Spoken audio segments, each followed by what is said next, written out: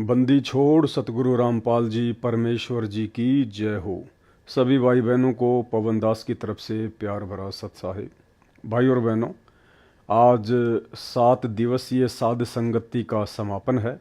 आज हमारा ये 8वां वीडियो है और जब जब भूल पड़े पुस्तक के ऊपर आप जी ने जितने भी वीडियो देखे हैं, उम्मीद करता हूँ आप भाई बहनों को परम पूज्य परमेश्वर सतगुरु रामपाल जी के आशीर्वाद से बहुत कुछ भक्ति मार्ग पर आगे बढ़ने के लिए, अपनी मर्यादाओं को बनाए रखने के लिए समझ में आया होगा। अब ये इसका 8वां पार्ट है और 8वां जो पार्ट है वो विशेषकर मर्यादाओं को लेकर है। सबसे पहले परमात्मा ने जो खुला पाठ होता है, अखंड पाठ होता है, उसकी कुछ मर्यादाएं होती हैं। पाठ करते समय पाठी ने किन किन बातों का ध्यान रखना होता है, कैसी कैसी शुद्धता और स्वच्छता का ध्यान रखना होता है। हालांकि हमारे ये कोई विशेष काम की नहीं है, क्योंकि ना हम कोई पाठ करते हैं, ना हम पाठ करने के अधिकारी हैं, ना हमें गुरुदेव भगवान का आदेश प्राप्त है, इसलिए ये हमारे कोई विशेष काम की नहीं है। लेकिन एक चीज़ आप और हम भाई बहनों ने देखनी है। देखो, पाठ किया जाता है आदरणीय गरीबदास जी महाराज जी की वाणियों का, और भाई और बहनों, उसी आदरणीय गरीबदास जी महाराज जी की वाणियों से, सदग्रंथ साहिब से चुन चुन कर वाणियाँ सतगुरु रामपाल जी परमेश्वर जी ने आप और हमें तीनों समय की आरती के लिए एक नित्य नियम पुस्तक बना कर दी हैं। कहने का मतलब है, गरीबदास जी महाराज जी की वाणियों का जो 3 दिन का अखंड पाठ होता है, उस पाठ को करने में कितनी सावधानियां बरती जाती हैं, कितना ध्यान रखना पड़ता है हर बात का। तो आप और हम सभी भाई बहनों ने भी उन्हीं आदरणीय गरीबदास जी महाराज जी के सदग्रंथ साहिब से चुन चुन कर कबीर परमेश्वर सतगुरु रामपाल जी परमेश्वर जी के द्वारा निकाली गई वाणियाँ, जिनको नित्य नियम पुस्तक बनाकर आप और हमारे को नित्य नियम करने के लिए, रोजाना जिनका पाठ करने के लिए तीनों समय की आरती के रूप में दी गई है, आप और हम भाई बहनों ने भी उतनी ही सावधानी और स्वच्छता से उस नित्य नियम के गुटके को संभाल के रखना है।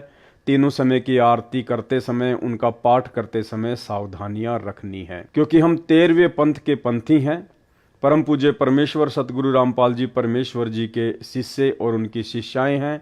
आप और हमारे लिए वास्तव में यदि कोई ओरिजिनल सदग्रंथ साहिब है, तो पूज्य गुरुदेव जी के द्वारा तीनों समय की आरतियों का जो गुटका दिया गया है, जो छोटी सी भक्ति बोध पुस्तिका दी गई है, वो हमारे लिए वास्तव में सदग्रंथ साहिब है। यानी हमने कितनी सावधानी रखनी है, कितना महत्व देना है उस 3 समय की आरती के गुटके को और तीनों समय की आरतियों को। तो कुछ कुछ पॉइंट हम लेंगे इससे। खुले तथा अखंड पाठ की मर्यादा, गुरुदेव जी का आदेश, तो ये आप और हमारे लिए विशेष नहीं है, इसलिए हम केवल उसी बात को लेंगे जो हमारे लिए विशेष हो। इसमें 11 नंबर का पॉइंट है, जिसमें परमात्मा ने आदेश दिया है कि पाठी को सामान्य विधि से पाठ पढ़ना है। हनुमान चालीसा की तरह राग रूप में या अन्य बोली की लय में रामायण की तरह बिल्कुल नहीं पढ़ना है। जबकि आप और हम सभी भाई बहन अच्छे से जानते हैं कि सतगुरुदेव भगवान की आवाज़ में आदरणीय गरीबदास जी महाराज जी की वाणियाँ जो 50 घंटे की हैं, जो आप सभी भाई बहनों के घरों में पाठ रूप में चल रही हैं, और सतलोक आश्रम मैनेजमेंट हरियाणा के द्वारा गुरुदेव भगवान की आवाज़ में उन आश्रमों में पाठ शुरू करने से पहले जो भगत अपने मुंह से बोलकर पाठ किया करते थे 3 दिन का, तो आप और हमें अच्छे से पता है कि किस प्रकार से वो लय में गाया करते थे, राग में गाया करते थे, भजन की तरह उसका पाठ किया करते थे। वाणियाँ उन भक्तों की यूट्यूब पर बहुत ज़्यादा शेयर की जाती थी। तो अंतर्यामी परमात्मा ने देखा कि इनको तो पाठ करना भी ढंग से नहीं आता है, इसलिए परमात्मा ने 11 नंबर पॉइंट में उनको निर्देशित किया कि पाठी को सामान्य विधि से पाठ करना है, यानी नॉर्मल तरीके से उसको पढ़ना है, किसी भजन की तरह या लय में या हनुमान चालीसा की तरह या रामायण की तरह नहीं पढ़ना है। पाठी को सामान्य विधि से पाठ पढ़ना है, हनुमान चालीसा की तरह राग रूप में या अन्य बोली की लय में रामायण की तरह बिल्कुल भी नहीं पढ़ना है। और भी बहुत सारे पॉइंट हैं। पाठ जो भी करेगा उसके लिए क्या नियम है, जो माई बहन बेटी बिंदी लगाकर आती है वे पाठ पढ़ सकती हैं। काजल या अन्य श्रृंगार व चमकीले कपड़ों वाली, बालों को डाई करने वाले, लिपस्टिक लगाकर माई बहन बेटी या भगत पाठ पर नहीं बैठना है। यानी परमात्मा ने बिल्कुल निर्देशित कर दिया है इस अखंड पाठ के माध्यम से। आप और हम भाई बहनों को शिक्षा केवल ये लेनी है 17 नंबर पॉइंट से कि अब हम सत्सेवक जो तीनों समय का पाठ करते हैं अपने घर पर, नित्य नियम, असुर निकंदन रमेणी और संध्या आरती, तो भाई और बहनों आपका वो तीनों समय का नित्य पाठ, वो तीनों समय की आरतियां उसी समय परमात्मा के चरणों में समर्पित होंगी। उसी समय आपकी तीनों समय की पाठ की वाणियां सही मानी जाएंगी जब आप इन नियमों का पालन करेंगे। यानी सतगुरु रामपाल जी भगवान के भगत बनने के बाद में यदि आप भक्ति बोध पुस्तक को हाथ में लेके पाठ करते हैं तो ध्यान रखना, एक तो आपने काजल बिल्कुल भी नहीं लगाना है। अन्य श्रृंगार का मतलब है किसी भी प्रकार का सोना चांदी या आर्टिफिशियल का गहना आपने नहीं पहनना है। चमकीले कपड़े बिल्कुल भी नहीं पहनने हैं। बालों को डाई बिल्कुल भी नहीं करना है। लिपस्टिक लगाकर माई बहन बेटी या भगत पाठ पर नहीं बैठ सकते। तो ये कुछ नियम बता दिए परमात्मा ने। अगर आप इन मर्यादाओं को तोड़कर अपने घर पर तीनों समय का पाठ नित्य नियम की पुस्तक से करते हैं तो आपका पाठ सतगुरु रामपाल जी भगवान को समर्पित नहीं माना जाएगा। सिर पर छज्जेदार टोपी पहनकर पाठ नहीं पढ़ सकते। यानी कोई भी भाई बहन जो है तीनों समय का जो नित्य नियम जो करता है अपने घर पर या कहीं भी, उसको टोपी पहनकर पाठ नहीं करना है। टोपी मतलब जिसके आगे छज्जा होता है, टोपी जिसको हम कहते हैं कैप, वो पहनकर उसने पाठ नहीं करना है। केवल सामान्य टोपा या टोपी पहनकर पाठ पढ़ सकते हैं। जिस प्रकार से हम सत्सेवक भाई बहन सफेद कलर का एक कपड़ा अपने सिर पर बांधकर तीनों समय का पाठ करते हैं, तो परमात्मा कहते हैं कि आप जी इस प्रकार से केवल सामान्य टोपा या टोपी पहनकर पाठ पढ़ सकते हैं। रुमाला पहनना आवश्यक नहीं है। आगे देखिए, चवर सेवा 24 घंटे करना अनिवार्य नहीं है, कभी भी बंद कर सकते हैं जब वो पाठ किया जाए। और जो डाई करना नहीं त्याग सकते, जो अपने बालों में डाई करना नहीं त्याग सकते, उनको पाठ पर बैठने व चवर सेवा करने की कोई आज्ञा नहीं है। तो ध्यान रखना है हम सत्सेवक भाई बहनों ने, अपने बालों में डाई हमने बिल्कुल भी नहीं लगानी है, वरना आपका जो पाठ आपके घर पर चलता है वाणियां परमात्मा की, वो आपको संपूर्ण लाभ नहीं देंगी। कुछ बहनें या माताएं श्रृंगार लिपस्टिक लगाकर या काजल लगाकर आती हैं, उनको पाठ पर न बैठने दें। ये आदेश हैं गुरुदेव भगवान के। कुछ बहनें या माताएं श्रृंगार यानी सोने चांदी वगैरह पहन के आना, लिपस्टिक लगाना या काजल लगाकर आती हैं, उनको पाठ पर न बैठने दें, चवर सेवा भी न करने दें। ऐसी पाप आत्माओं को आश्रम में भी न आने दो। नोट कर लो, ये सख्त आदेश है गुरुदेव के सतलोक आश्रम मैनेजमेंट हरियाणा को कि आश्रमों में जो पाठ चलता है उस पाठ में ऐसी पाप आत्माओं को तो एंट्री भी नहीं होनी चाहिए। लेकिन उसके बावजूद भी आपको सब पता है 90% हार श्रृंगार करने वाली माता बहनें ही सतलोक आश्रम मैनेजमेंट हरियाणा में उनके भंडारों में जाती हैं। इन लोगों को गुरुदेव भगवान के आदेश से कोई लेना देना नहीं है, इनको केवल ज्योति और पाठ का पैसा चाहिए। तो हम सत्सेवक भाई बहनों ने इस 25 नंबर के पॉइंट को आधार बनाकर अपने गुरुदेव के आदेश की पालना करनी है। हम सत्सेवक भाई बहनों ने ना कि 3 समय का पाठ करते समय, बल्कि अब हमने कभी भी अपने जीवन में इस प्रकार का आडंबर नहीं करना है। ना ये हार श्रृंगार करना है, ना कोई सोना चांदी पहनना है, ना लिपस्टिक लगाना है, ना काजल लगाना है। हमने किसी भी प्रकार का कोई भी आडंबर, जिस आडंबर से गुरुदेव भगवान बहुत नाराज होते हैं और उनके सख्त आदेश हैं, हमने अपने जीवन में इन आडंबरों को कोई जगह नहीं देनी है। तभी हमारा तीनों समय का पाठ जो है गुरुदेव भगवान के चरणों में समर्पित होगा। सतनाम प्राप्त को रोकना है। यदि आगे से ऐसा न करने का आश्वासन दे तो श्रृंगार उतार कर तथा काजल साफ करके आने दो। सारनाम प्राप्त को बिल्कुल कंसेशन नहीं है। सारनाम प्राप्त यदि सोना चांदी पहनेगा, हार श्रृंगार करेगा, काजल वगैरह लगाएगा, डाई लगाएगा, चमकीले भड़कीले कपड़े पहनेगा, तो परमात्मा कहते हैं उनको कोई छूट नहीं है, कोई कंसेशन नहीं है जिसको सारनाम प्राप्त है। काजल व श्रृंगार वाली तो चाहे कोई भी मंत्र प्राप्त है, पाठ पर नहीं बैठने देना है। तो हम सत्सेवकों ने भी ध्यान रखना है, कोई आडंबर हमने अपने घर पर नहीं करने हैं। भक्तजनों को निर्देश। अखंड पाठ में नियमों का पालन संबंधी जानकारी। यह अखंड पाठ हमारे भी कोई विशेष कोई काम का नहीं है। ये पाठ के दौरान सबसे अहम नियम, यानी सतलोक आश्रमों में जो पाठ प्रकाश होता है 3 दिन का, उसमें परमात्मा क्या कह रहे हैं? पाठ के दौरान सबसे अहम नियम, सबसे मुख्य नियम क्या है? नज़र नेक रखें, यानी आपको गंदी नज़र नहीं रखनी है। किसी भी माता बहन के ऊपर कोई गंदी नज़र नहीं रखनी है। मन में कोई दोष वगैरह नहीं होना चाहिए। नीयत साफ रखें, मन में दोष द्वेष न रखें, पक्षपात ना करें, परमात्मा से डरें, बहन बेटी माई को बुरी नज़र से न देखें, पाप को मन में जगह न दें। जबकि भाई और बहनों, ये सारे अवगुण सतलोक आश्रम मैनेजमेंट हरियाणा वालों में जो लोग पाठ प्रकाश पर बैठते हैं उनमें कूट कूट कर भरे हैं, कूट कूट कर।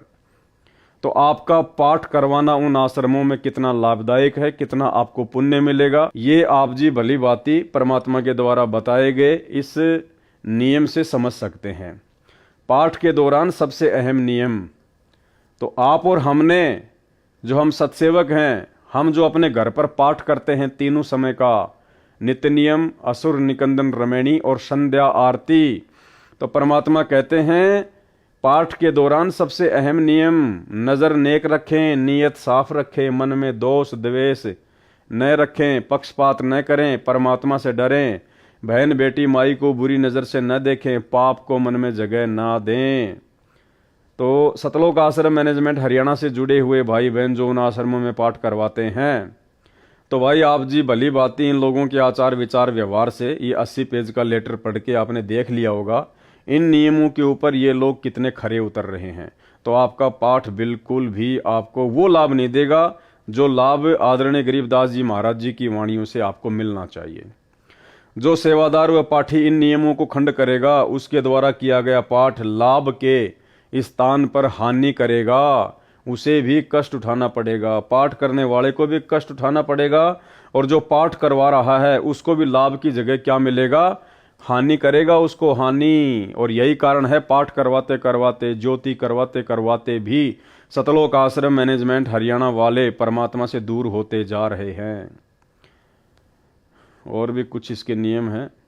उसके बाद ये भक्ति मर्यादाओं को लेकर परमात्मा ने यहाँ पे कुछ बातें लिखी हुई हैं, और परमात्मा यही चाहते हैं कि मर्यादाओं में भगत रहना सीख जाए, भगत मर्यादाओं को निभाना शुरू कर दे, क्योंकि मर्यादाओं के बिना भक्ति हमारी जो है फल ही नहीं सकती, हमारी भक्ति सफल हो ही नहीं सकती। गुरुदेव भगवान कहते हैं कि भक्ति चाहे थोड़ी कर लो, लेकिन मर्यादा आपने पूर्ण निभानी पड़ेगी। तो कुछ नियम हैं ये सतनाम प्राप्ति के बाद में जो परमात्मा ने हमें बताए हैं। तो एक बार हम सभी भगत भाई बहन नियमों को रिपीट करेंगे, क्योंकि ये लास्ट का पार्ट चल रहा है, इसमें विशेषकर नियमों को लेकर ही परमात्मा ने जानकारी दी है। नोट: सत्यनाम प्राप्ति के लिए तथा प्राप्त करने के बाद आवश्यक नियम, जिनमें से एक भी नियम खंड नहीं करना। यदि निम्न नियमों का पालन नहीं कर सकते तो सत्यनाम ना लें। स्पष्ट कर दिया गुरुदेव ने, यदि आप इन तमाम नियमों का पालन नहीं कर सकते हैं तो आप जी सतनाम ना लें। उपदेश प्राप्त पुण्य आत्माएं परमात्मा के मार्ग पर चलती हैं, वह परमात्मा प्राप्ति के लिए यात्रा प्रारंभ करती हैं। यात्री बहुत ही कम सामान लेकर यात्रा करता है, अधिक भार उठाकर यात्रा करना संभव नहीं होता। जो सांसारिक परंपराएं हैं वे व्यर्थ का भार हैं, जो भक्ति मार्ग में यात्रा में बाधक हैं। इसलिए इस भार से मुक्त होने के लिए निम्न नियमों का पालन करना अनिवार्य है। सबसे पहला नियम क्या बताया परमात्मा ने? किसी के पैर नहीं छूने और न ही दूसरे को छूने देना है। यदि अचानक या मना करने पर भी कोई पैर छू लेता है तो उस स्थिति में नामखंड नहीं होता। आपने किसी को बद्दुआ या आशीर्वाद नहीं देना है, न ही इच्छा करके किसी से आशीर्वाद लेना है। कोई आपके सिर पर आशीर्वाद के लिए हाथ रखे तो आपने मना करना है, फिर भी कोई हाथ रख देता है तो आपका उपदेश सुरक्षित है। यानी आपने जानबूझकर किसी से आशीर्वाद नहीं लेना है, अपने सिर पर हाथ नहीं रखवाना है। यदि फिर भी कोई जबरदस्ती रख देता है और आपके यदि अंदर से ऐसी कोई इच्छा नहीं है कि ये मुझे कोई आशीर्वाद दे, तो परमात्मा कहते हैं ऐसी स्थिति में फिर आपका नामखंड नहीं होता है। परंतु आपने आशीर्वाद व बद्दुआ बिल्कुल नहीं देनी है, क्योंकि आशीर्वाद देने से आपकी भक्ति कमाई नष्ट हो जाती है। जैसे एक पहिए की ट्यूब से दूसरे पहिए की ट्यूब में हवा डालने से आपकी गाड़ी खड़ी हो जाएगी, आपको हानि हो जाएगी। एक उपदेशी बहन ने अपने अनुपदेशी भाई को स्वस्थ होने का आशीर्वाद दे दिया। भाई तो स्वस्थ हो गया, परंतु बहन इतनी अस्वस्थ हुई कि 1 महीना अस्पताल में रही। पुनः उपदेश लिया, अपनी गलती की समायाचना करने पर ही वह स्वस्थ हो पाई। इसलिए सर्व से प्रार्थना है कि यह गलती ना करें। इसी प्रकार अन्य नियमों के खंड करने से आपकी राम नाम की गाड़ी में पंचर हो जाएगा, वह भी रुक जाएगी, अर्थात आप जी को हानि होगी। पूर्व समय में सती प्रथा एक परंपरा थी। जिस किसी का पति मर जाता था तो उसकी स्त्री को भी उसी मृत पति के साथ जिंदा जलाया जाता था, जो एक महाजालिम कर्म था। उस समय के मानव समाज ने उस कुरीति को मजबूरन मानना पड़ता था। किसी महापुरुष ने संघर्ष करके उस सती प्रथा को बंद कराया। समाज के रूढ़िवादी व्यक्तियों ने बहुत विरोध भी किया, परंतु प्रयत्न सफल हुआ, तो आज सर्व बहनें सुखी हैं।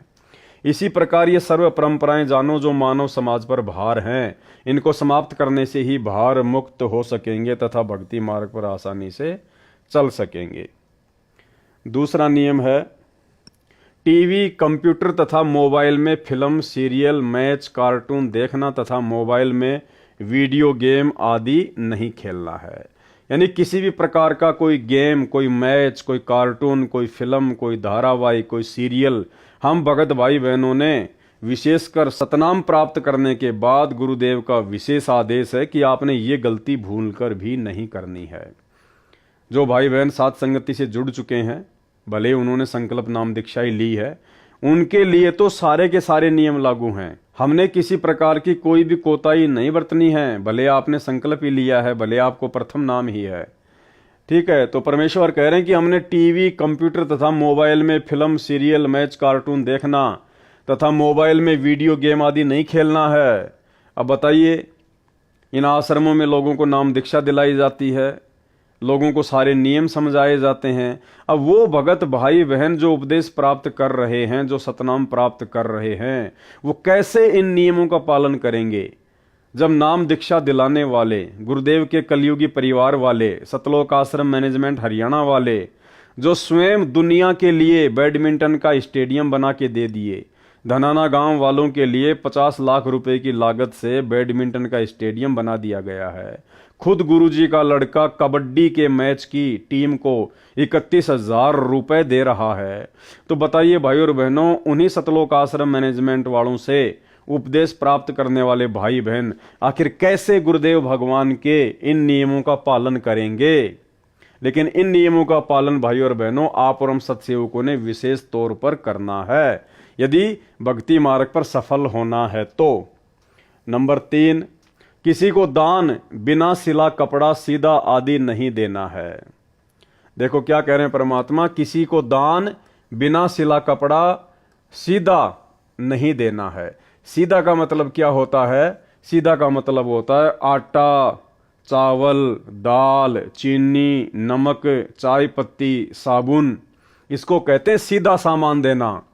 जबकि आपने इसी पुस्तक में पीछे पढ़ा कि जब 2020 में कोरोना आया, उस समय मेरे विशेष सेवादारों ने, सतलोक आश्रम मैनेजमेंट हरियाणा वालों ने गांव-गांव में जाकर आटा, दाल, चीनी, चावल, साबुन, तेल, चाय पत्ती ये बांटा।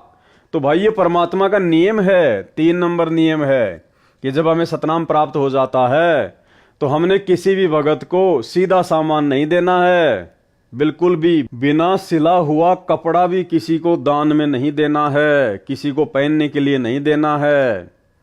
यदि किसी को आवश्यकता है तो आप जी अपने पहने हुए कपड़े उसको दे सकते हैं। आपने बिना सिले हुए तो कपड़े भी किसी को नहीं देने, अन्यथा वो उसको बेचकर उसके पैसे का दुरुपयोग कर सकता है। इतनी सावधानी हमने बरतनी है। तो परमेश्वर का स्पष्ट आदेश है, किसी को दान बिना सिला कपड़ा नहीं देना है, सीधा आदि नहीं देना है। सीधा आदि मतलब आपने किसी को भी खाने पीने का जो कच्चा सामान है वो नहीं देना है। भाई फिर वो परमात्मा 2020 में हिसार जेल से आदेश देके कोरोना काल में कैसे अपनी ही मर्यादा तुड़वाकर, अपने ही वचन को तुड़वाकर दुनिया वालों के लिए आटा, दाल, चावल, चीनी, साबुन, तेल ये वितरित करवाएगा। तो ये सारा का सारा मनमाना आचरण था सतलोक आश्रम मैनेजमेंट हरियाणा का। किसी को दान, बिना सिला कपड़ा, सीधा आदि नहीं देना है। नहीं किसी धार्मिक स्थल, मंदिर, मंडी के लिए पैसे देने हैं, न ही उनके किसी भंडारे में जाना है। जैसे धर्मशाला, गली पक्की करने, कुआं तथा तालाब जोहड़ की खुदाई, खेतों के सांझले नाले की खुदाई तथा अन्य इसी प्रकार के सामूहिक सामाजिक कार्यों के लिए पैसा दे सकते हैं। जैसे आप किसी गांव में रहते हैं, आप किसी कॉलोनी में रहते हैं, तो शहरों में तो सारे काम सरकार करती है, नगर निगम करता है। ये विशेषकर गांव में समस्या आती है। जैसे गांव में सभी लोग इकट्ठा होकर आपस में पैसे इकट्ठे करके ट्यूबवेल वगैरह लगवा लेते हैं, जोहड़ की खुदाई करवा लेते हैं, कोई तालाब वगैरह बनवाते हैं, गांव में कोई सड़क वगैरह जो है वो बनवाते हैं। तो परमात्मा कहते हैं अगर कोई सामाजिक काम है, सामाजिक काम का मतलब आप जिस गांव में रहते हैं, आप जिस कॉलोनी में रहते हैं, और यदि वहां पर सभी लोग मिलकर और अपनी सुविधा के लिए यदि इस प्रकार का कोई कार्य करवाते हैं जिनसे हमारी मर्यादा ना टूटती हो, तो ऐसे में हम सहयोग कर सकते हैं। जो भी हमारे हिस्से में पैसा आएगा हम उनको दे सकते हैं। तो ये होता है सामाजिक काम। ऐसा नहीं है कि समाज में कहीं और जगह काम हो रहा है, किसी दूसरे गांव में कोई सामाजिक काम हो रहा है और उस गांव के लोग हमारे से चंदा मांगने आ जाएं और उस सामाजिक काम का हम कोई यूज ही नहीं करते, तो हमने उनमें कोई सहयोग नहीं करना। जिस कॉलोनी में, जिस गांव में हम रह रहे हैं और वहां के लोग यदि आपस में मिलकर सांझला कोई काम करते हैं, गांव वाले, जो पूरे गांव के काम आता है, जिसको हम भी यूज करते हैं, कोई नलका, कोई ट्यूबवेल, कोई पशुओं के पानी पिलाने के लिए तालाब वगैरह, जोहड़ वगैरह, और जैसे गांव में कोई ट्यूबवेल लगवाया, उसकी मोटर वगैरह जल गई, सभी लोग आपस में पैसा इकट्ठा करके नई ट्यूबवेल लेके आते हैं। तो ऐसी चीजों में हम सहयोग दे सकते हैं, ना कि किसी दूसरे गांव में हो रहे सामाजिक काम में सहयोग करना है, बिल्कुल भी नहीं। नंबर 4, माथे पर तिलक न लगाना है और न ही लगवाना है। भात में पटड़े पर नहीं चढ़ना है, गले में माला नहीं डलवानी है और न ही डालनी है, और न ही किसी की झोली में पैसे डालने या लेने हैं। यदि दोनों पक्ष उपदेशी हैं तो विवाह केवल असुर निकंदन रमैणी करके साधारण विधि से करना है तथा भात परंपरा को समाप्त करना है। कोई त्योहार, जागरण, मुंडन, धार्मिक अनुष्ठान, जन्मदिन, छठी आदि नहीं मनाना है, न ही उसमें जाना व सहयोग करना है। स्पष्ट आदेश है परमात्मा के, ध्यान रखना। कोई भी त्योहार नहीं मनाना, किसी भी प्रकार के जागरण में नहीं जाना, हमने कोई मुंडन वगैरह नहीं करवाना, जैसे कोई मर जाता है या जैसे बच्चे का मुंडन करवाते हैं। धार्मिक अनुष्ठान चाहे किसी भी देवी देवता का किसी भी रिश्तेदारी में क्यों ना हो, आड़ोस पाड़ोस में क्यों ना हो, बिल्कुल भी सहयोग नहीं करना।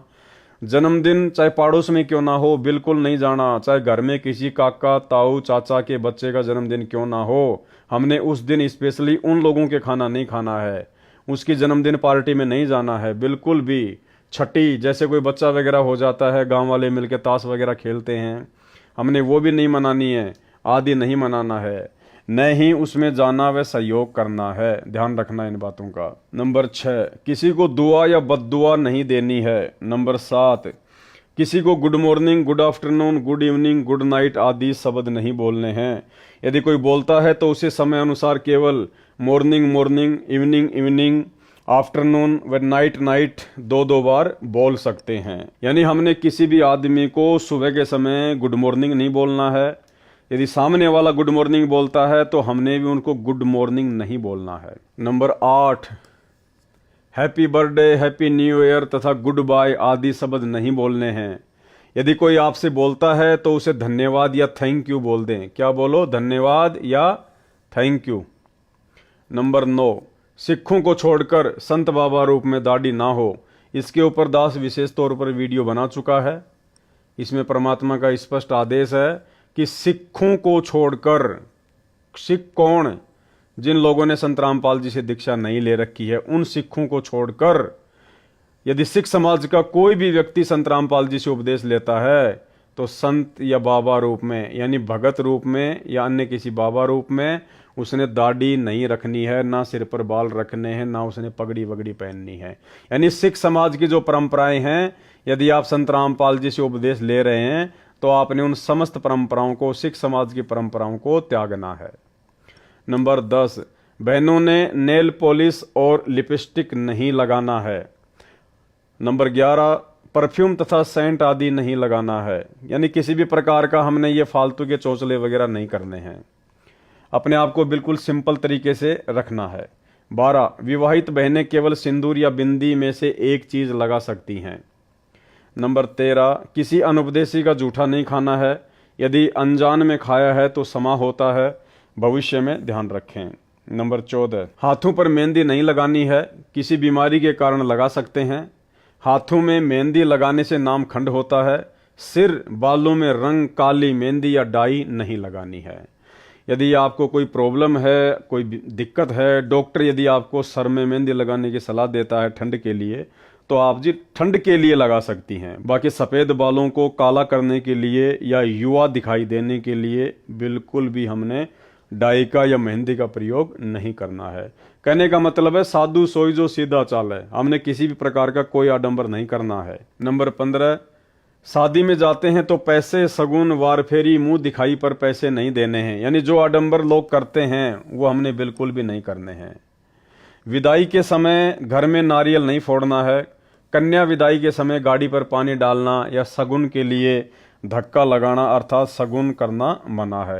यानी जो भी आडंबर होते हैं परंपरागत शादी विवाह में, हमने बिल्कुल ध्यान भी नहीं देना उनकी तरफ, ना कोई सहयोग करना है। नंबर 16, किसी को किसी भी अवसर पर गिफ्ट देना मना है, यानी हमने कोई गिफ्ट वगैरह नहीं देना है। अगर कोई गिफ्ट दे तो कोशिश करनी है ना लो। अगर कोई पीछे से रख जाए या डाक या कोरियर द्वारा भेजे तो उसको रख लें। उनके उपलक्ष्य में कुछ रुपए दान आश्रम में कर दें। जब आपके गुरु आश्रम में हो उस समय कुछ रुपए, भाई क्या गिफ्ट लेके आया है, कितने रुपए का होगा, उसके उपलक्ष्य में कुछ रुपए आप जी अपने गुरु जी के हाथों में आश्रम में दान कर दें जब आपके गुरु आश्रम में हो। नंबर 17, परिवार में किसी की भी शादी हो तो परिवार के अन्य सदस्यों के लिए कपड़े आदि नहीं देने व नहीं लेने हैं, यानी हमने बिल्कुल भी लेन देन नहीं करना है, ना कपड़े का ना और किसी चीज का। कन्यादान रूप में कपड़े गहने आदि नहीं देने हैं। रुपए भी इस उपलक्ष्य में देने हैं कि आपने वहां खाना खाया है, और बहन के घर जाते हैं तो इसी उद्देश्य से पैसे दे सकते हैं कि आपने वहां खाना खाया है या चाय आदि पी है। ये ध्यान रखें, यदि अधिक दान दे दिया तो आपकी बहन पर आपका ऋण न हो जाए तथा संस्कार ना जुड़ जाए, क्योंकि हम संस्कारवश यहाँ काल जाल में रह जाते हैं। यदि आप पैसा देना चाहें और बहन न लेवे तो दोनों ही भार मुक्त हो जाते हैं। यदि बहन बुआ जी आदि उपदेशी हैं तो उनको चाहिए कि वह पैसा रुपया कपड़ा आभूषण कदापि ना ले। प्यार से कहे कि आपने कह दिया, हमने मान लिया, ऐसे शिष्टाचार से मना करना है।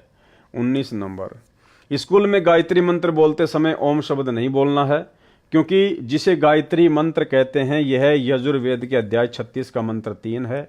मूल पाठ में ओम मंत्र नहीं है। जो गायत्री मंत्र बोला जाता है ओम भूर्भुवस्सुवः, तो गुरुदेव कह रहे हैं कि शुरुआत में उसमें ओम मंत्र नहीं है, वो यजुर्वेद अध्याय 36 का मंत्र 3 है। मूल पाठ में ओम मंत्र नहीं है।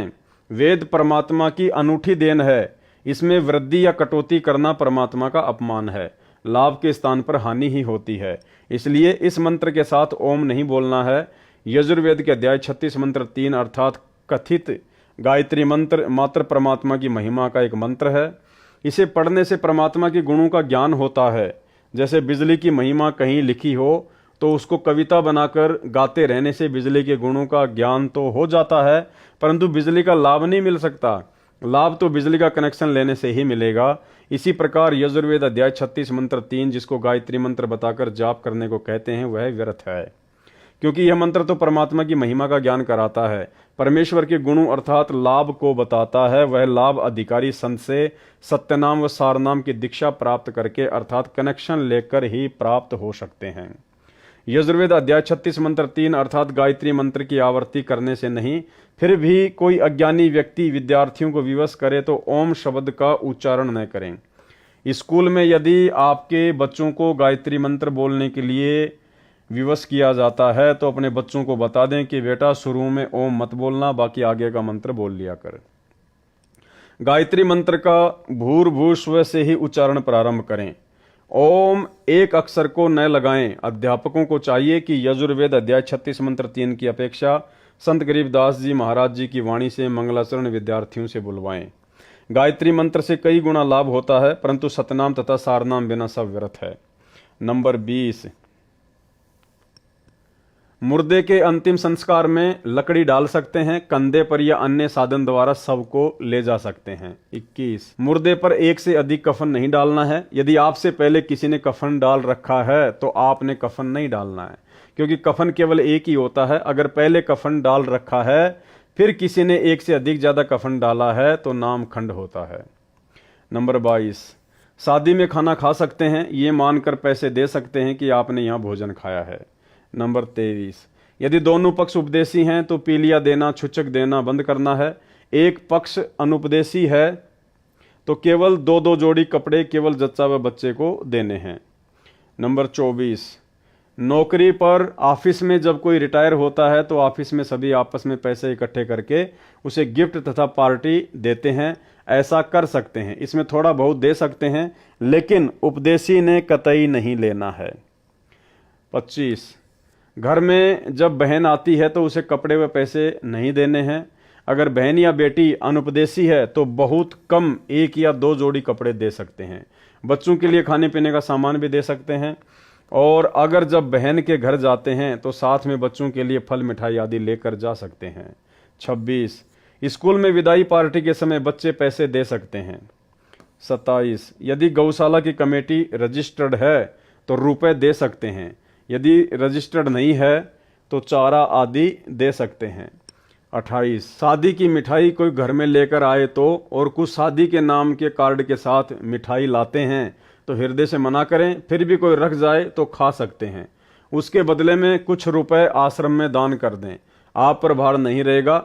उपदेशी भगत ने समाज में किसी के विवाह में भी भोजन खा रखा है, उसके लिए विवाह के दिन से कुछ दिन बाद मिठाई व भोजन करवा सकते हैं।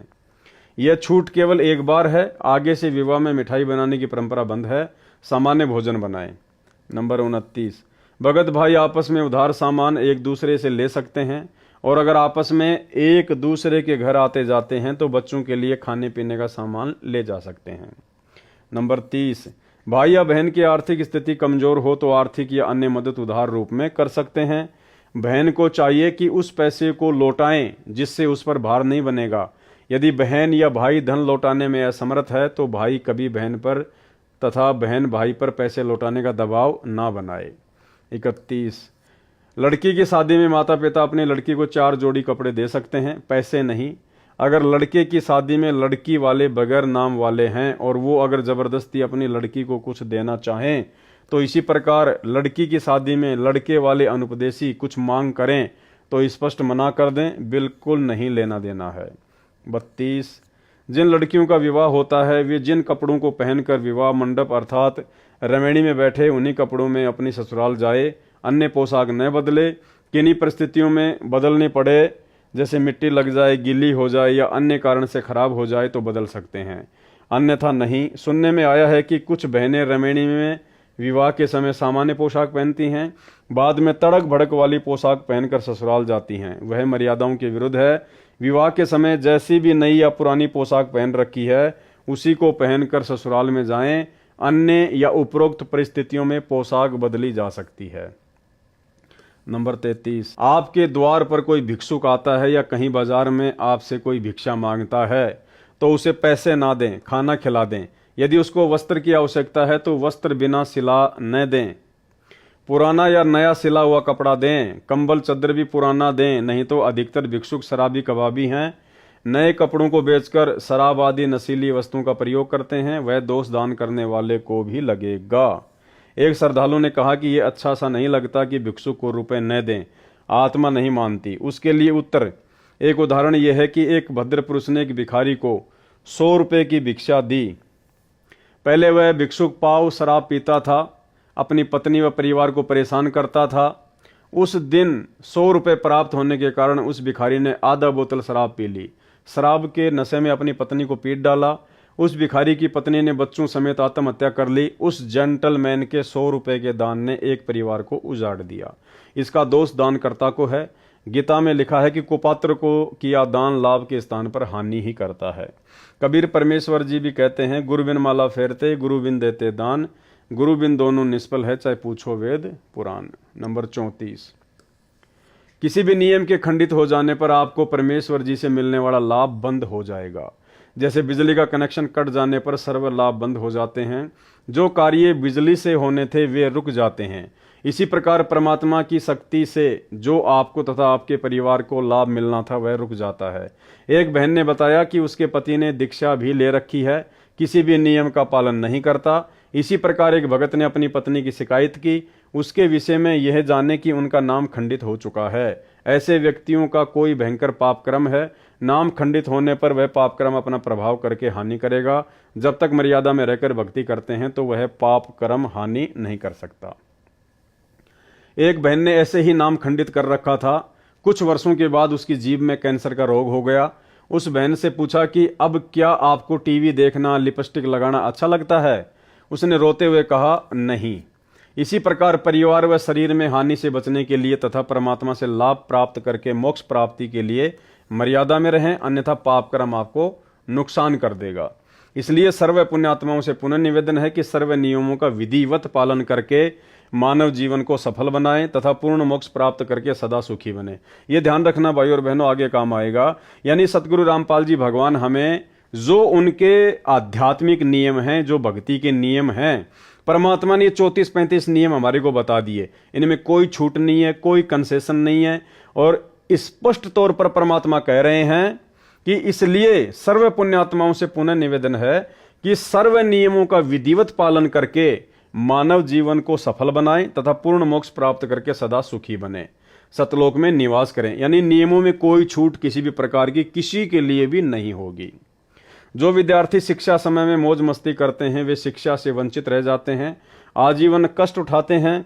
जो शिक्षा के समय में मौज मस्ती न करके लगन से शिक्षा पूरी कर जाते हैं तो उनको विद्यालय में किए प्रयत्न का फल बाहर क्षेत्र में नौकरी द्वारा प्राप्त होता है।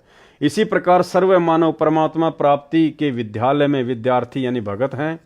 जो भगत मौज मस्ती करते हैं, भक्ति तथा नियमों का पालन न करके अन्य प्राणियों के शरीरों में घोर कष्ट उठाएंगे। जो लगन के साथ मर्यादा में रहकर परमेश्वर कबीर जी की भक्ति साधना जगत गुरु संत रामपाल जी महाराज से प्राप्त करके आजीवन करते रहेंगे, उनको सतलोक में सर्व सुविधाएं प्राप्त होंगी। वहां विरध अवस्था नहीं है, मृत्यु भी नहीं होती। ऐसा ही जीवन है। नर नारी व परिवार है, वह कभी मृत्यु को प्राप्त नहीं होता। इसलिए सत्य भक्ति करके अपना जीवन सफल बनाएं, जिस सत्य भक्ति से आपको यहाँ भी सर्व आवश्यक सुख सुविधाएं प्राप्त होंगी तथा पूर्ण मोक्ष भी मिलेगा। अब एक चीज ध्यान रखना भाई और बहनों, ये इस पुस्तक के लास्ट में जो ये नियम वगैरह लिखे गए हैं ये सतगुरु रामपाल जी परमेश्वर जी ने नहीं लिखे हैं, क्योंकि पुस्तक सतलोक आश्रम मैनेजमेंट हरियाणा वालों ने छपवाई है और बाद में इन्होंने नियम खुद लिखे हैं। ये सतनाम प्राप्ति के बाद में जो 34 नियम है ये सतलोक आश्रम मैनेजमेंट हरियाणा वालों ने खुद इस पुस्तक में लिखे हैं। और नियम वही हैं जो सतगुरु रामपाल जी भगवान हमें देते हैं, यानी कोई छूट नहीं किसी भी प्रकार की। तो पहले तो इन लोगों ने ये 34-35 नियम लिख दिए सारे के सारे। अब उसके बाद में ये क्या लिख रहे हैं? विशेष छूट, समाज में स्थान बनाने के लिए विशेष छूट दी जाती है। संत रामपाल दास का निवेदन दिनांक 17 फरवरी 2018 से लागू। अब ध्यान रखना भाई और बहनों, ऊपर परमात्मा ने हमारे को सतनाम के 34 नियम बता दिए। उसमें परमात्मा कह रहे हैं कि इन नियमों का यदि आप विधिवत पालन करोगे, यानी प्रत्येक नियम का पालन करोगे तो ही आपका जन्म मरण का रोग कटेगा, आपको परमात्मा से मिलने वाला लाभ मिलेगा, अन्यथा नहीं मिलेगा। अब फिर वो परमात्मा समाज में विशेष स्थान बनाने के लिए कैसे छूट देगा नियमों में?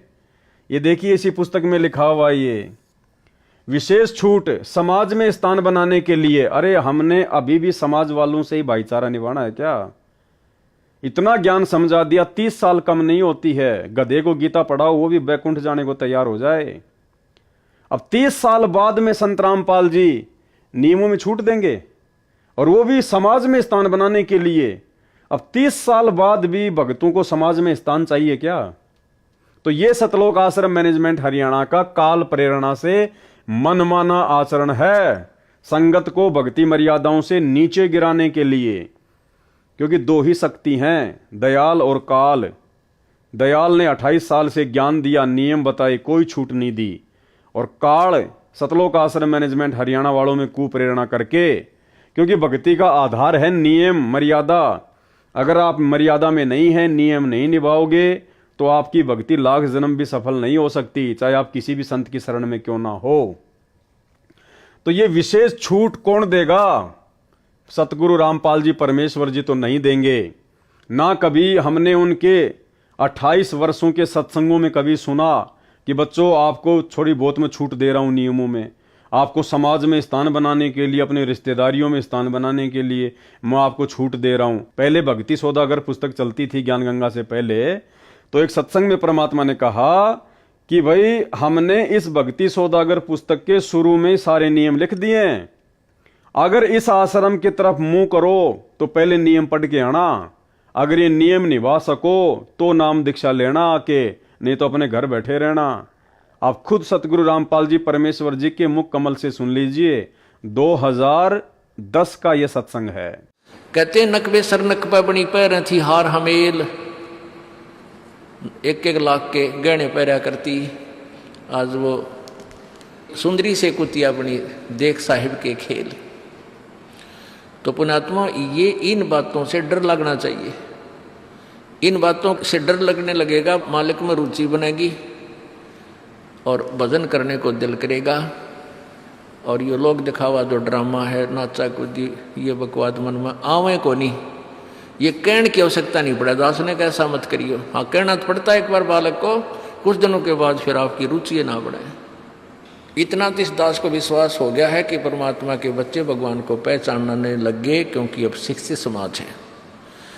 आपको नाम दिया जाता है, नाम देने से पहले सब नियमों से परिचित कराया जाता है।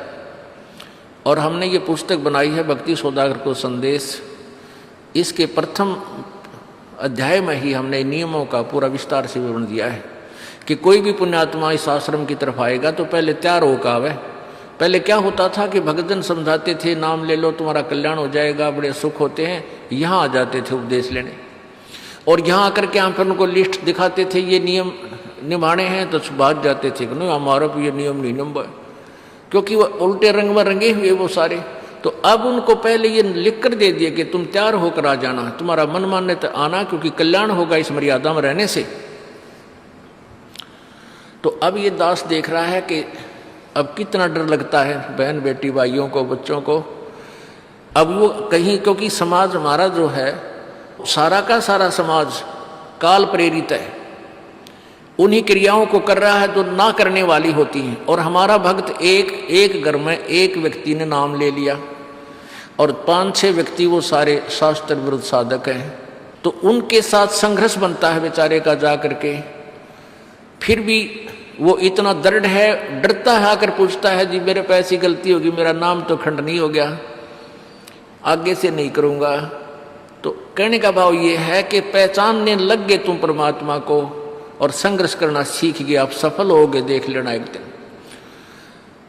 ये नाखून पालिश लगाते हैं, ओठों पर इसी बूंदी शकल बना लेते हैं, लाल वो लगा कर लिपस्टिक, इतना बेहुदी शकल बन जाती है। कहते हैं अब ऐसी मर्यादा बन गई, बहन बेटियां कहते हैं कि हम ऑफिस में जाते हैं तो ये लिपस्टिक वगैरह नहीं लगाते, नेल पेंट नहीं लगाते, तो क्या कहते हैं उस दूसरे कि तुम्हारे घर में कोई मर गया क्या? अरे थारा गजब भैया, ये बकवाद करने तो सारे जी जाओगे तुम, अकल खत्म होगी। यानी एक मर्यादा बन गई, जो ऐसे उल्टे काम ना करे उसने हे समझन लागे। निरंजन धन तेरा दरबार जहां तनिक नहीं न्याय विचार, सारे उल्टे काम में राजी रहे। लेकिन हमारी बेटियां अब संघर्ष करती हैं कि हाँ उनको ज्ञान हो गया, वो तो बालक हैं, कुछ भी कह सकती हैं। तो अब हम सबको बताते हैं ये ऐसा नहीं करना, क्योंकि पहले हमारा ज्ञान गांव में ज़्यादा चला था। इस दास ने गांव में जाकर प्रचार किया, तो वहाँ तो ये था को ना लिपस्टिक का फंड था, ना कोई नाखून पालिश लाया करती, मेहंदी मुंदी ला लेती, तो यार वो भी मना कर दिया हमने, समझा दिया कि इसका कोई फायदा नहीं है, अपना भक्ति करो। तो वो तो सब एक साधारण सी बात ही छोड़ छाड़ दी। अब शहरों में फैल गया परमात्मा का जो ज्ञान है। अब शहरों से जो बेटियां आती हैं वो सारे तो नाखुना से बुरे हाल तो सनाए पाओगे। और इधर बिहार में तो और बेगन हो रहा है, कति बुढ़ी बालक सारे लाल ये नाखुना न कति न कुसूती तरह पेंट करके लाओगे न चमकांदे। अब इनको समझाना पड़ता है कि ये नहीं करोगे तो मान जाते हैं कि नहीं आगे नहीं करेंगे हम, क्योंकि इनकी आवश्यकता भी क्या है। भगवान ने तो कितने सुंदर नाखून पहले बना के दे रखे, इन पर क्या फायदा और बकवाद करने की। तो मालिक ने जो अंग दे रखे हैं वो बहुत अच्छे बना कर दे रखे हैं। इसमें हमको फेरबदल करें ये हमारी वो लोग दिखावा मेकअप है, इसकी हमें आवश्यकता नहीं। अब तो हम आपको बता रहे हैं, समझा रहे हैं पहली बार, फिर आप पे सियाने हो जाओगे, आपकी अब पर रुचि ना करे। जैसे नानक साहब कहते हैं, ना जाने काल की कर डारे किस विध डल जा पास आवे, जिना के सरते मौत खड़क दी नानू के डांस आवे। अब प्रसंग था कि साध मिले साड़ी शादी होंगी और विछड़ जा दिलगिरी वे, अख दे नानक सुनो जहाना ये मुश्किल हाल फकीरी वे। अब बताओ भाई और बहनों, इस वीडियो को सुनने के बाद में क्या आप ये यकीन करेंगे कि ये विशेष छूट समाज में स्थान बनाने के लिए सतगुरु रामपाल जी परमेश्वर जी ने दी होगी? जिस परमेश्वर ने 2010 में ही कह दिया था कि अगर इन नियमों को निभा सको तो नाम दीक्षा लेने के लिए आना, इस आश्रम की तरफ मुंह करना, तो फिर कैसे आज वो परमात्मा समाज में स्थान बनाने के लिए हमें छूट देगा? भाड़ में जाओ ये समाज। मीराबाई ने क्या कहा था, भाई कोई गुंडी को चाहे बूंदी कहो मेरी सुरत राम में लागी। लोक लाज मर्याद जगत की तिनकी जो तोड़ बगावे, जब कोई राम भगत गति पावे। और परमात्मा कहते हैं लोक लाज ना कीजिए, निर्भय हो रहिए, जय मन चावे राम को तो दासा तन धरिए। तो फिर वो परमात्मा कैसे समाज में स्थान बनाने के लिए छूट देगा? और कौन है वो मंदबुद्धि भगत, कौन है वो महाअज्ञानी भगत जिसको समाज में विशेष स्थान की चाहत है? तो ये सारा का सारा काल का षड्यंत्र है। सतगुरु रामपाल जी भगवान की इन्होंने यहां पर मोहर लगा दी, जबकि गुरुदेव भगवान ने तो इस पुस्तक के 71 पेज पर ही अपना संदेशा समाप्त कर दिया। लास्ट में 2 लेटर लिख के सतलोक आश्रम मैनेजमेंट हरियाणा वालों के लिए, उसके बाद में सारे नियम वगैरह सतलोक आश्रम वालों ने खुद लिखे हैं। तो ये हमारे पूज्य गुरुदेव सतगुरु रामपाल जी परमात्मा का आदेश बिल्कुल भी नहीं हो सकता। हमारे परमात्मा ने कभी भी अपने नियमों में किसी को कोई छूट नहीं दी है। जब परमात्मा ने भक्ति की शुरुआत में किसी को छूट नहीं दी तो आज तो 28 साल हो गए, कैसे छूट देगा परमात्मा? अब क्या छूट दी है भाई और बहनों, देखना, यही काल का सबसे बड़ा षड्यंत्र है। इस पुस्तक को पढ़ने के बाद में और ये नियम पढ़ने के बाद में कि विशेष छूट समाज में स्थान बनाने के लिए विशेष छूट दी जाती है, तो इन नियमों को पढ़ने के बाद में क्या क्या छूट दी गई है, वो 34 नियम कौन निभाएगा? प्रथम मंत्र के 11 नियम कौन निभाएगा? कोई नहीं निभा पाएगा, क्योंकि मन को तो जगह चाहिए बकवाद करने के लिए, और ये बकवाद करने के लिए जगह सतलोक आश्रम मैनेजमेंट हरियाणा ने दे दी। कितना बड़ा षड्यंत्र है भगत समाज के साथ। क्या छूट दी है इन लोगों ने काल प्रेरणा से? नंबर 1, लड़की की बिना नाम वाले परिवार में शादी होती है और ससुराल वाले आन उपासना के लिए, किसके लिए? देवी देवताओं की पूजा के लिए, आन उपासना के लिए। यदि किसी बहन बेटी की जगत वालों में शादी होती है, किसी भगत की उपदेशी बेटी की यदि जगत वालों में शादी होती है और ससुराल वाले यदि आन उपासना के लिए मजबूर करते हैं, जैसे उनके देवी धाम पर उनके साथ जाने के लिए, वहां पर धोख लगाने के लिए, यानी दंडोत करने के लिए उन देव देवताओं को कहते हैं, तो उपदेशी बेटी उनके साथ सैर सपाटा जानकर चली जाए। ये लो जी, छूट दे दी कि वो उपदेशी बेटी उनके साथ में सैर सपाटा समझकर चली जाए, जैसा वे कहें करती रहें। देवताओं को भोग लगाओ, हाँ जी लगा दो, देवताओं को दंडवत करो, हाँ जी कर दिया, देवताओं को ये नारियल चढ़ाओ, हाँ जी चढ़ा दिया, क्योंकि छूट दे दी, जैसा वे कहें करती रहें, परंतु मंत्र अपना जाप करती रहें। मतलब मेरे को कोई कहे कि तूने शराब पीनी है और मैं शराब पीता रहूं और मंत्र अपना जाप करता रहूं, तो क्या हो जाएगा काम मेरा? देखो कैसी बेहुद्दी बातें लिखी हुई हैं। ये गुरुदेव भगवान के आदेश हो सकते हैं क्या? परमात्मा काल की गोद में बैठाएगा अपने बच्चों को? क्या कह रहे हैं? आन उपासना के लिए अगर मजबूर करते हैं तो करो। अरे गुरुदेव क्या कहते हैं कि 100 वर्ष सतगुरु की पूजा और 1 दिन आन उपासी, वो अपराधी आत्मा फिर पड़े काल की फांसी। तो ये काल की फांसी में डाला जा रहा है भक्तों को। कितना बड़ा धोखा किया जा रहा है, कितना बड़ा षड्यंत्र काल का। उपदेशी बेटी उनके साथ सैर सपाटा जानकर चली जाए, जैसा वे कहें करती रहें, परंतु मंत्र अपना जाप करती रहें। यदि वहां कोई तिलक लगाता है तो लगवा लें, तुरंत उतार दें। अगर कोई आपके माथे पर तिलक लगाता है तो कह रहे हैं लगवा लो और उसके बाद तुरंत उतार दो। यानी कोई शराब पीता तो पी लो, तुरंत बाथरूम करके आ जाओ, काम खत्म। यदि हाथ के नाला धागा बांधता है तो बंधवा लो और बाद में तोड़ के फेंक दो। दारू पी लो और बाद में बोतल को तोड़ के फेंक दो। ये है इनके कहने का मतलब। तो ये है नंबर 1 टोटल काल का षड्यंत्र, भक्तों की मर्यादा तुड़वाने का षड्यंत्र। इसलिए दास कह रहा है भाई और बहनों, सतलोक आश्रम मैनेजमेंट हरियाणा पूरी तरह से काल का मुख्य एजेंट है धरती पर, पूरी तरह से काल प्रेरित है। भक्तों को बर्बाद करने के लिए, भक्तों की भक्ति का सत्यानाश करवाने के लिए काल ने इन लोगों को स्पेशली नीचे उतार रखा है संत रामपाल जी के पंथ में। तो अब आप खुद विचार कर लेना इस 1 नंबर के घटिया नियम को पढ़कर। नंबर 2 क्या छूट दी है? यदि किसी त्योहार पर भोजन बनाने के लिए कहें तो बना दें, उसे खा भी लें, परंतु भोग वाला ना खाएं। यदि भोग लगाकर सब भोजन में मिलाते हैं तो उसे ना खाएं, अपना भोजन अलग निकालें या भिन्न बना लें। नंबर 3, भात के समय यदि किसी उपदेशी को जाना पड़े तो पटड़े पर चढ़ने से बचें। यदि मजबूरी है तो कोई बात नहीं। जबकि सतनाम के नियम में गुरुजी स्पष्ट कह रहे हैं कि आपने भात में पटड़े पर नहीं चढ़ना है, तिलक नहीं लगवाना है, माला नहीं डलवानी है। और यहां क्या छूट दे दी गई? भात के समय यदि किसी उपदेशी को जाना पड़े तो पटड़े पर चढ़ने से बचें। यदि मजबूरी है तो कोई बात नहीं। ये लो जी, अब बताओ, नहीं करना है और कर भी लो, नहीं करना है और कर भी लो, फिर वो 34 नियमों का मतलब क्या रह गया? उन 34 नियमों में तो स्पष्ट रूप से मना कर दिया गया और यहां छूट दे दी गई, तो फिर वो 34 नियमों का मतलब क्या रह गया फिर? नंबर 4, यदि कोई माला डालता है तो उसे हाथ में पकड़ लें, यदि डाल दी जाए तो तुरंत निकाल लें। नंबर 5, यदि किसी अधिकारी या राजपद प्राप्त भगत को कोई उद्घाटन रस्म करनी पड़े तो अनिच्छा से एक ड्रामा समझकर करें। नंबर 6, यदि सरकारी कर्मचारी या अधिकारी का या प्राइवेट नौकर को या पुत्र वधु या पत्नी को निषेध वस्तु लेने के लिए आदेश होता है तो बचें। निषेध वस्तु यानी शराब, मांस, बीड़ी, गुटखा। किन किन को? यदि सरकारी कर्मचारी, कोई सरकारी नौकरी करता हो, कोई चपड़ासी हो, कोई बाबू हो या कोई और कोई नौकर हो, अधिकारी का या प्राइवेट नौकर को या पुत्र वधु व पत्नी को निषेध वस्तु लेने के लिए आदेश होता है तो बचें। यदि मजबूरी है तो ला सकता है।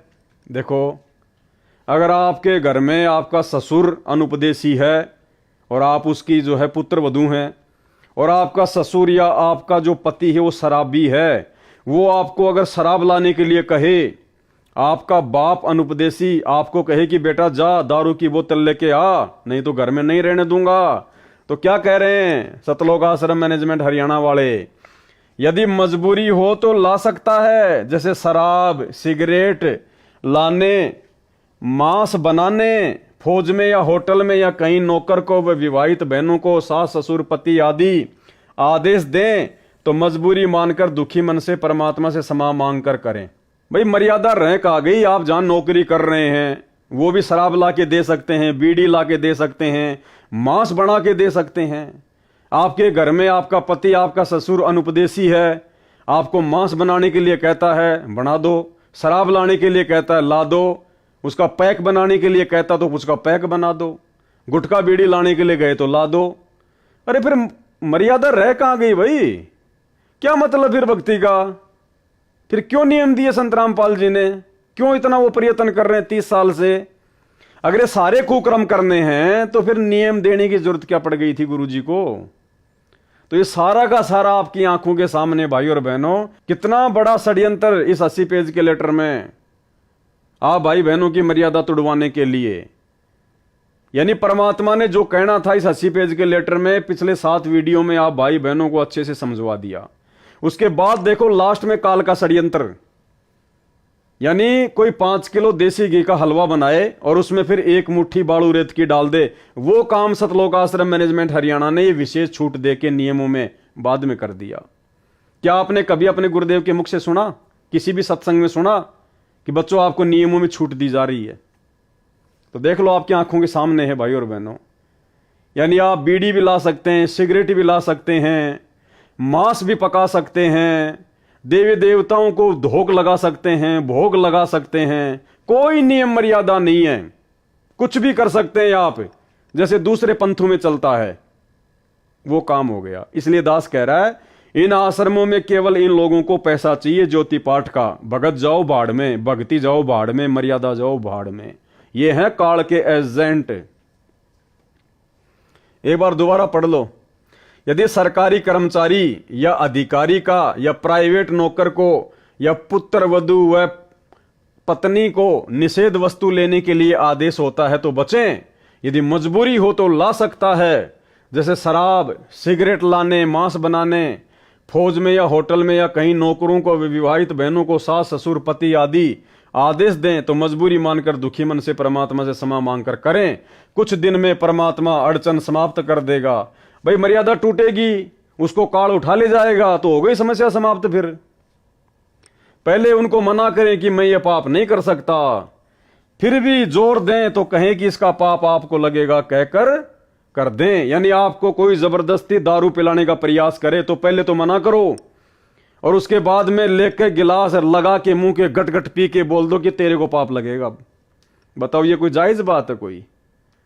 अरे फिर संघर्ष क्या है? फिर 28 साल से गुरुजी ने इतना ज्ञान क्यों दिया? फिर जब ये काम करने थे तो मजबूर तो काल करेगा। इसलिए भाई और बहनों, सतलोक आश्रम मैनेजमेंट हरियाणा वालों को, माता बहनों को कोई कहीं दिक्कत नहीं है, क्योंकि सब इन्हीं नियमों पे चलते हैं। इसलिए ना उनका कोई घर में कोई संघर्ष है, ना उनका समाज में कोई संघर्ष है, क्योंकि आश्रम में आते हैं तो वो भगत बन जाती हैं, भगतमती बन जाती हैं। जब अपने गांव वापस जाती हैं, अपने समाज में वापस जाती हैं, रिश्तेदारियों में जाती हैं, तो वहां पे वो जगत वाली की तरह बन जाती हैं। वो जैसा कहते हैं वैसा वो करने लग जाती हैं। तो उनको संघर्ष करने की आवश्यकता नहीं है। ये संघर्ष तो सत्सेवक कर रहे हैं, सत्सेवक। इसलिए दास कहता है कि भाई केवल सत्सेवक ही परमात्मा के हीरे मोती लाल हैं, बाकी सब काल के जीव हैं, काल के जीव। तो बताओ कोई मर्यादा बची नहीं, फिर भक्ति क्यों कर रहे हैं भाई? भक्ति सफल होगी कैसे?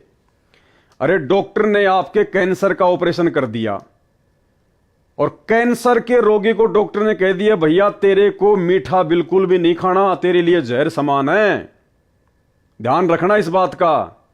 और फिर डॉक्टर नीचे लिख दे कि विशेष छूट, अगर कोई तुझे दबाव दे तो तू मीठा खा लेना। तो बताओ वो डॉक्टर है क्या? वो डॉक्टर हो सकता है क्या? वो मरीज का वो हितैषी हो सकता है क्या? जब कैंसर के ऑपरेशन के बाद में उसने नियम दे दिया कि मीठा नहीं खाना भाई, नहीं तो मरेगा। एक तरफ तो ये कह रहा है और नीचे फिर कह रहा है विशेष छूट दे रहा हूं मैं तेरे को, खा लेना मीठा, कोई दिक्कत नहीं है। तो फिर क्या मतलब फिर नियम का? तो ऊपर तो सतगुरु रामपाल जी परमेश्वर जी ने जो नियम बताने थे वो उन्होंने बता दिए अपने फाइनल, और सतलोक आश्रम मैनेजमेंट हरियाणा हमारे को छूट दे रहा है। तो ये हमारा दुश्मन है, ये मैनेजमेंट है, ये काल का एजेंट है, काल प्रेरणा से हो रहा है सारा काम ये।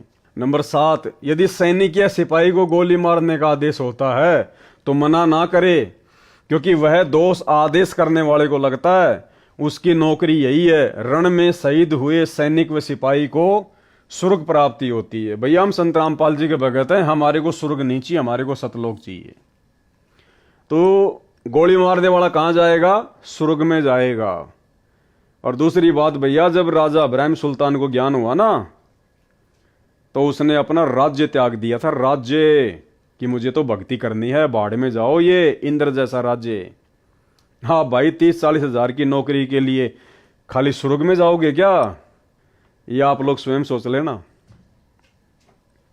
नंबर 8, विशेष परिस्थिति में बालों में रंग कर सकते हैं। देखो जी, हर प्रकार की छूट दे दी। ऊपर तो गुरुजी कह रहे हैं कि जो डाई करता है उसको तो पाठ पे भी मत बैठने दो। जो बालों में मेहंदी लगाता है उनको तो आश्रम में एंट्री भी मत दो। और यहां क्या कहा जा रहा है, विशेष परिस्थिति में बालों में रंग कर सकते हैं, हर्बल वाला यानी आयुर्वेद वाला। नंबर 9, कई बेटियों बहनों को बिगड़ी परिस्थितियों में कार्यालय में लिपस्टिक लगाने के लिए मजबूर किया जाता है। उनके लिए छूट दी जाती है कि कार्यालय में जाते समय लगा लें, पहन लें तथा छुट्टी के बाद तुरंत उतार दें। कोशिश करें न लगाएं तो अच्छा है, यह स्वास्थ्य के लिए भी हानिकारक है। बताओ, लगा भी सकते हैं और नहीं भी लगाना है। और ये ऑफिस में, कार्यालयों में काम करने वाली बहन बेटियों के लिए जो उपदेशी हैं, उसी सत्संग में सतगुरु रामपाल जी भगवान ने कह रखा है कि हमारी बेटियां संघर्ष करती हैं। इन लोगों की तरह सतगुरु रामपाल जी भगवान ने छूट नहीं दी अपने सत्संग में उनको कभी कि भाई आप जिस भी ऑफिस या कार्यालय में काम करती हो तो आप जी लिपस्टिक लगा लिया करो और जब शाम को वापस आओ तो उतार दिया करो। नहीं, गुरुजी ने कहा कि हमारी बहन बेटियां संघर्ष करने लग गई। उनको पता नहीं तरह तरह की बातें बोली जाती हैं, लेकिन वो किसी की बात पे ध्यान नहीं देती। गुरुजी ने कभी छूट नहीं दी। ये नाखून पालिश लगाते हैं, ओठों पर इसी बूंदी शक्ल बना लेते हैं, लाल वो लगा कर लिपस्टिक, इतना बेहुदी शक्ल बन जाती है। कहते हैं अब ऐसी मर्यादा बन गई, बहन बेटियां कहते हैं कि हम ऑफिस में जाते हैं तो ये लिपस्टिक वगैरह नहीं लगाते, नेल पेंट नहीं लगाते, तो क्या कहते हैं उस दूसरे कि तुम्हारे घर में कोई मर गया क्या? अरे थारा गजब भैया, ये बकवाद करने तो सारे जी जाओगे तुम, अकल खत्म होगी। यानी एक मर्यादा बन गई, जो ऐसे उल्टे काम ना करे उसने हे समझन लागे। निरंजन धन तेरा दरबार जहां तनिक नहीं न्याय विचार, सारे उल्टे काम में राजी रहे। लेकिन हमारी बेटियां अब संघर्ष करती हैं कि हाँ उनको ज्ञान हो गया, वो तो बालक हैं, कुछ भी कह सकती हैं। तो भाइयों और बहनों, ये छूट कौन दे रहा है? काल प्रेरणा। यही तो है खेल सारा का सारा यहां पे, दयाल का और काल का। तो समझो भाइयों और बहनों इस पूरे के पूरे काल चक्कर को। देखो, परमात्मा ने कोई कसर नहीं छोड़ी हमारे को 30 साल से अनमोल भक्ति ज्ञान देने में। आज जेल में बैठ के भी परमात्मा हर पल हमारे को मर्यादाओं का ही पाठ पढ़ा रहा है। बार बार हिसार जेल से जो विशेष संदेश आ रहे हैं, परमात्मा मर्यादाओं को लेकर ही हमारे को सख्त कर रहा है कि बच्चों, अगर मर्यादा नहीं है तो चाहे आपको सार नाम मिल जाए, चाहे सार शब्द मिल जाए, चाहे प्रथम नाम मिल जाए, आपकी भक्ति कभी सफल हो ही नहीं सकती। और मर्यादाओं में कोई कंसेशन नहीं है, कोई छूट नहीं है। तो ये छूट कौन दे रहा है? सतलोक आश्रम मैनेजमेंट हरियाणा। तो सतलोक आश्रम मैनेजमेंट हरियाणा आपका दोस्त है, आपका दुश्मन है? तो भाई और बहनों, विचार कर लेना, बाद में यह मौका नहीं मिलेगा। थोड़ा सा समय बचा है आप और हमारे पास में भगत बनने का। बाद में सर पर हाथ रख के रोओगे, कुछ भी हाथ नहीं लगेगा। ये वर्तमान में इतना संघर्ष परमात्मा जो अपने दासों को निमित्त बनाकर करवा रहे हैं, भाई अगर समझदार हो तो विचार कर लेना, बाद में कुछ हाथ नहीं लगेगा। तो अब ज़्यादा मैं कुछ कहूँगा नहीं, क्योंकि जो भी कुछ आप लोगों ने इस 80 पेज के लेटर में देखा, सुना, पढ़ा, समझदार को तो वही पर्याप्त है। बाकी मूर्खों के आगे कितना ही चिल्लाते रहो, कितना ही भौंकते रहो। जो अपने गुरुदेव भगवान के 30 साल के इतने सत्संग करने के बाद भी, उनके इतने प्रयत्नों के बाद भी नहीं समझे और उसी सतलोक आश्रम मैनेजमेंट हरियाणा रूपी गंदगी में सड़ रहे हैं, वो भाई मुझ पवन दास के ज़्यादा उपदेश देने से क्या समझेंगे? तो जो समझदार थे वो तो समझ चुके हैं, क्योंकि परमात्मा कहते हैं ज्ञान का और गाम का तो चमकासा ही होता है, बाकी भैंस के आगे कितनी बीन बजा लो कोई असर नहीं पड़ना है। तो हम सत्सेवक भाई बहनों ने सतर्क हो जाना चाहिए हर प्रकार से। आप लोगों के मन में किसी भी प्रकार की कोई शंका, कोई डाउट नहीं होना चाहिए कि वास्तव में साध संगतियां परमात्मा का विशेष मिशन है। साध संगतियों से जुड़े रहकर और पूर्णतया मर्यादा में रहकर भक्ति करने से ही हम गुरुदेव के दिल में विशेष जगह बना पाएंगे, सतलोक के लिए अधिकारी बन पाएंगे। अन्यथा इस प्रकार की ड्रामेबाजी, नियमों में छूट, दुनिया भर की अड़ंगेबाजी जो 2014 के बाद सतलोक आश्रम मैनेजमेंट हरियाणा स्वयं भी करता है और संगत से भी करवा रहा है, भाई इस प्रकार की बकवादों से परमात्मा नहीं मिलेगा, असंख्य जन्म नहीं मिल सकता। तो आज की वीडियो में केवल इतना ही। 80 पेज का लेटर कंप्लीट हुआ। परमात्मा जी का विशेष तौर पर हम धन्यवाद करेंगे कि परमेश्वर ने हम सबको धैर्य दिया, सद्बुद्धि दी परमात्मा ने, जो उनके आशीर्वाद से ये 8 पार्ट कंप्लीट हो पाए। और आगे उम्मीद करेंगे, प्रार्थना करते हैं कि परमेश्वर हमें थोड़ी बहुत सेवा इसी प्रकार से ज्ञान आधार से एक दूसरे भगत भाई बहनों के साथ साथ संगति की देते रहें, ताकि हमारा विश्वास दृढ़ रहे और गुरुदेव भगवान के हिसार जेल से बाहर आने तक हम लोग भक्ति पर जीवित रह सकें। तो सभी भाई बहन सतगुरु रामपाल जी भगवान का धन्यवाद करें, सभी भाई बहन परमात्मा का जयकारा करें। बंदी छोड़ सतगुरु रामपाल जी परमेश्वर जी की जय हो।